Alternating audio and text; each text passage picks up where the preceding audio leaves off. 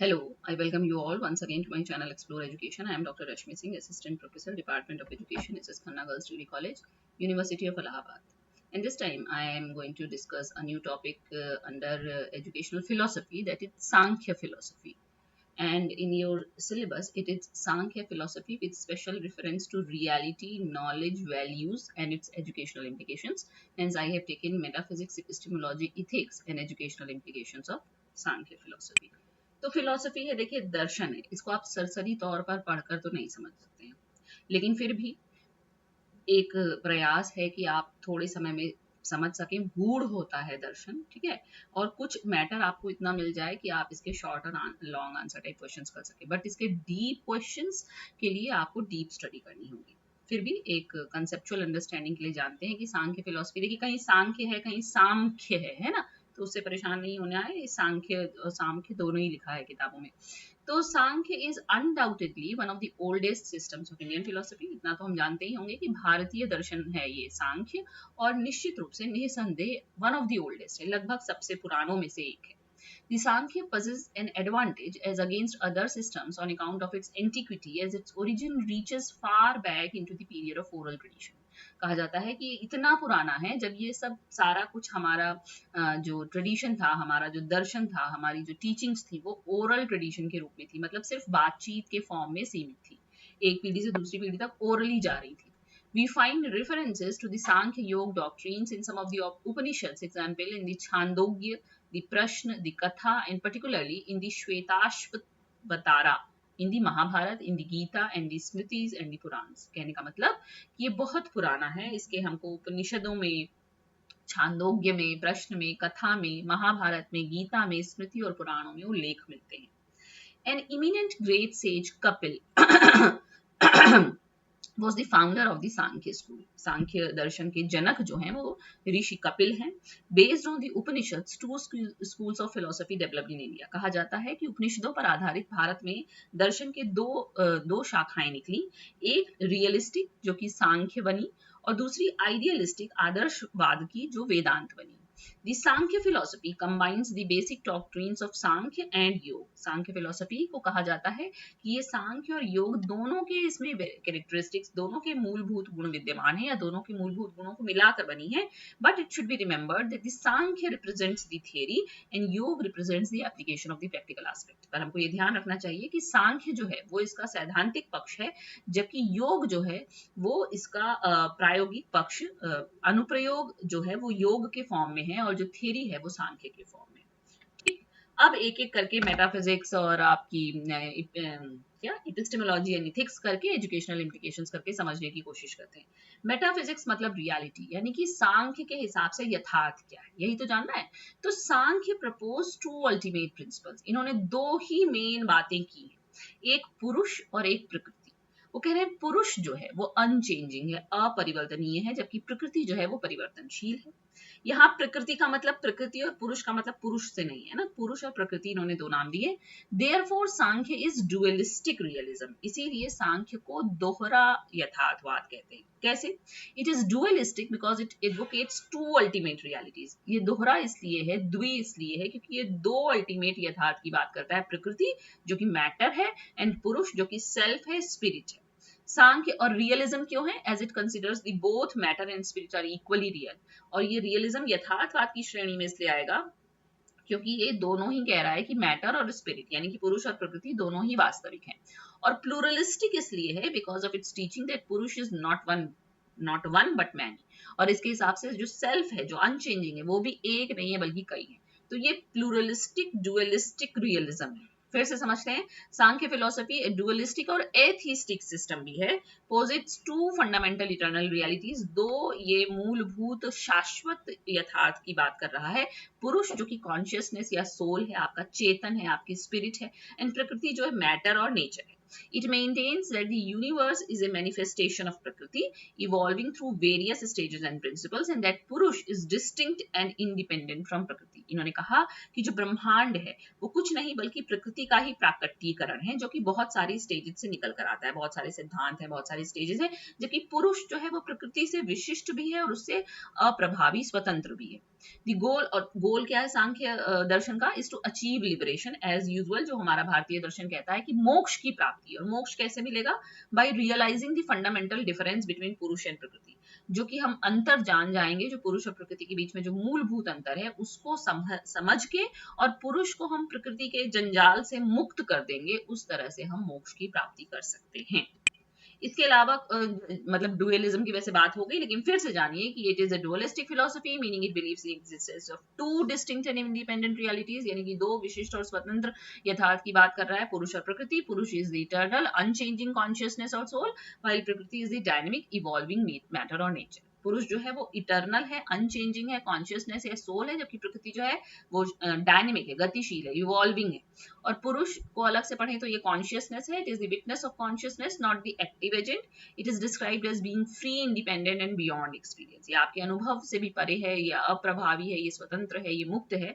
और ये कह रहे हैं देयर आर मैनी पुरुष, ईच रिप्रेजेंटिंग ए डिस्टिंक्ट इंडिविजुअल कॉन्शियसनेस, और प्रत्येक जो है एक विशिष्ट चेतना को रिप्रेजेंट करता है। जबकि प्रकृति और नेचर क्या है? It is the source of all physical phenomena. जितने भी फिजिकल फेनोमेना हमारे इर्द गिर्द हो रहे हैं उनका सोर्स प्रकृति है, including the universe and individual bodies. It is composed of 3 fundamental qualities, गुण, जिसको कि सत्व, रजस और तमो गुण कहा गया है। सत्व लाइटनेस है, प्योरिटी है, रजस एक्टिविटी या पैशन है, और तमस जो है वो इनर्शिया या डार्कनेस है। तमस को कहते हैं अंधकार। प्रकृति इवॉल्व्स थ्रू 24 तत्व और principles culminating in the creation of the physical world. और ये कह रहे हैं प्रकृति इन्हीं 24 तत्वों या प्रिंसिपल से मिलकर बनी है, जिससे कि आपका फिजिकल वर्ल्ड बनता है। तो मोटा मोटा मेटाफिजिक्स में 2 अल्टीमेट इंडिपेंडेंट इटर्नल रियलिटी की बात की गई, पुरुष और प्रकृति। पुरुष जो है वो अनचेंजिंग है, लेकिन कई हैं, और प्रकृति जो है वो चेंजिंग है और डायनेमिक है और सारी फिजिकल फिनोमेना का स्रोत है। Or evolution of the universe, Sankhya describes a process of cosmic evolution where प्रकृति manifests through the 24 तत्व, पीछे ही बात हो गई। This evolution is a dynamic process of transformation and change guided by the interplay of the 3 गुण। कौन से 3 गुण? सत्व, तमस और रजोगुण। The universe is not created by a supreme being but rather emerges from प्रकृति itself। वो कह रहे हैं यूनिवर्स को सुप्रीम बीइंग ने नहीं बनाया है, बल्कि प्रकृति से निकला है। और लिबरेशन कैसे मिलेगा? The ultimate goal in Sankhya is to achieve liberation by realizing the true nature of Purush and Prakriti. This is accomplished through knowledge and understanding, allowing Purush to disengage from its entanglement with Prakriti. है ना? तो कैसे मिलेगा हमको मोक्ष? कैसे मिलेगा? जब हम समझेंगे कि ये पुरुष है, ये प्रकृति है, दोनों में अंतर है, और जब हम नॉलेज के थ्रू पुरुष को प्रकृति से अलग कर देंगे तो हमें मोक्ष मिल जाएगा। लिबरेशन इन्वॉल्व्स फ्रीइंग पुरुष from the cycle of birth and death and attaining A state of independent consciousness. जब हम पुरुष को जन्म मृत्यु के चक्र से दूर कर देंगे तो आप वो इंडिपेंडेंट कॉन्शियसनेस बन जाएगा और आपको मुक्ति मिल जाएगी। Atheism, Sankhya is an atheistic philosophy, meaning it does not accept the concept of a creator god. इन्होंने क्रिएटर गॉड की संकल्पना नहीं की है। It explains the universe and its evolution through natural principles. ये कह रहे हैं कि प्राकृतिक सिद्धांतों से ये जो ब्रह्मांड है इसका उद्भव हुआ है, विदाउट इन्वोकिंग डिवाइन इंटरवेंशन। इसमें दैवीय कुछ भी नहीं है। फिर एक और बहुत विशेष थ्योरी है इसकी, थ्योरी ऑफ कॉजेशन। कहा जाता है कि Sankhya metaphysics specially its doctrine of prakriti rests mainly on its theory of causation which is known as satkaryavada. जो प्रकृति का डॉक्ट्रिन है इनका, वो मुख्य रूप से सत्कार्यवाद पे या थ्योरी ऑफ कॉजेशन पे निर्भर है। वो क्या है?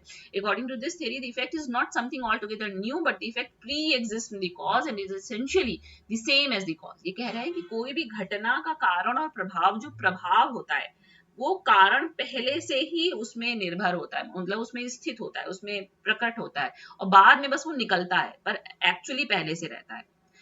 कहने का मतलब the effect is not something altered. जो प्रभाव हमको दिखता है वो कोई बहुत अनोखी एकदम नई चीज नहीं होती, जबकि ये कारण में पहले से ही निहित होती है। According to Sankhya, all material effects are modifications of Prakriti. They pre-exist in the internal bosom of Prakriti and simply come out of it at the time of creation and return to it at the time of dissolution. वो कह रहे हैं कि प्रकृति में पहले से वो एग्जिस्ट करता है, बस वो जब उसका समय आता है तो वो निकलता है, अदरवाइज वो फिर वापस चला जाता है। और तत्व में वही 24 या 25 एलिमेंट और प्रिंसिपल हैं, जिसमें कि पुरुष और 24 तत्व प्रकृति के मिलके fundamental building blocks of the universe बनाते हैं।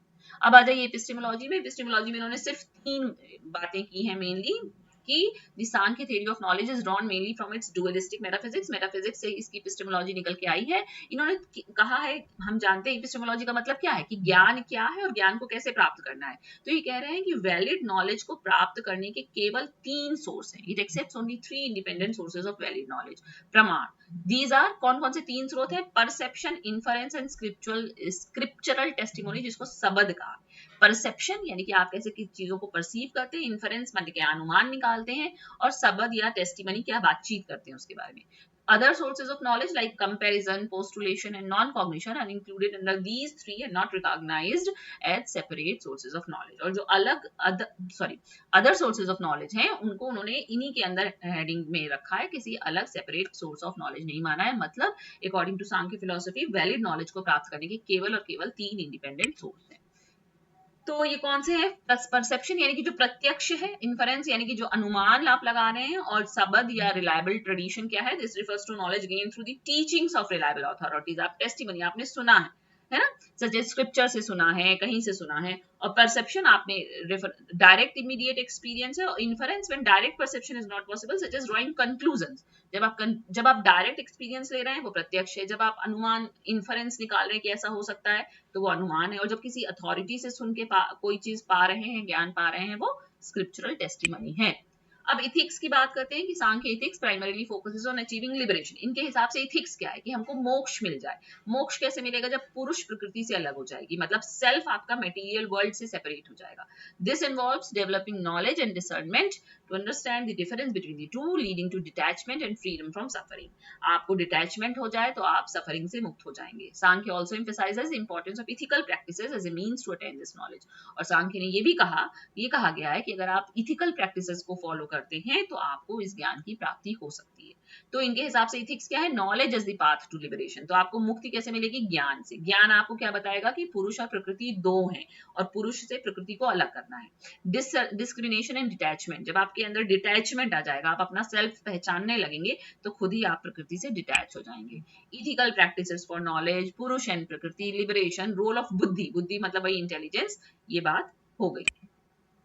और क्या है? सांख्य एंड योग। सांख्य फिलोसफी को अक्सर योग से एसोसिएट करके माना जाता है, और ये मैंने आपको बता दिया कि सांख्य थ्योरेटिकल फ्रेमवर्क प्रदान करता है, जबकि योग आपको मेडिटेशन और सेल्फ डिसिप्लिन जैसे प्रैक्टिकल एस्पेक्ट देता है। इम्फेसिस ऑन इंडिविजुअल रेस्पॉन्सिबिलिटी, है ना, क्योंकि इंडिविजुअल एफर्ट से आपको लिबरेशन मिलेगा। इंपॉर्टेंस ऑफ सेल्फ अवेयरनेस, क्योंकि वही आपको बताएगा कि सेल्फ और मटेरियल वर्ल्ड में डिस्टिंक्शन है। तो इन एसेंस लास्ट में आप क्या कह सकते हैं कि Sankhya ethics promotes a path to liberation through knowledge, discernment and ethical practices, ultimately leading to the realization of the true nature of the self and freedom from suffering. Okay. और अब educational implications देखिए। अब ये थोड़ा लंबा है, दर्शन है तो बहुत छोटा, मैं इसको वैसे भी नहीं कर सकती थी, तो मैं सिर्फ हेडिंग्स पढ़ रही हूँ, आप समझिए। Understanding the self and the world, इसका शैक्षिक निहितार्थ ये है कि आप स्वयं को और संसार को समझिए। स्वयं क्या है? पुरुष, और संसार क्या है? प्रकृति। और दोनों को हमको डिटैच करना है, तभी हम बर्थ और cycle of birth and death से लिबरेट हो पाएंगे। इंपॉर्टेंस ऑफ नॉलेज, ज्ञान की क्या महत्ता है इस डिस्क्रिमिनेशन के लिए। होलिस्टिक डेवलपमेंट की बात की गई है, क्योंकि इंटेलेक्चुअल, इमोशनल, स्पिरिचुअल सारी बातें हैं। Role of teachers and mentors है, क्योंकि टीचर और मेंटर ही आपको इनलाइटनमेंट के बारे में बताएंगे। और अगर कुछ स्पेसिफिक एजुकेशनल इंप्लीकेशन देखें तो करिकुलम कैसा होना चाहिए? करिकुलम में फिलोसफी होनी चाहिए, इथिक्स होना चाहिए, योग होना चाहिए, जाके आपका पूर्ण विकास हो सके।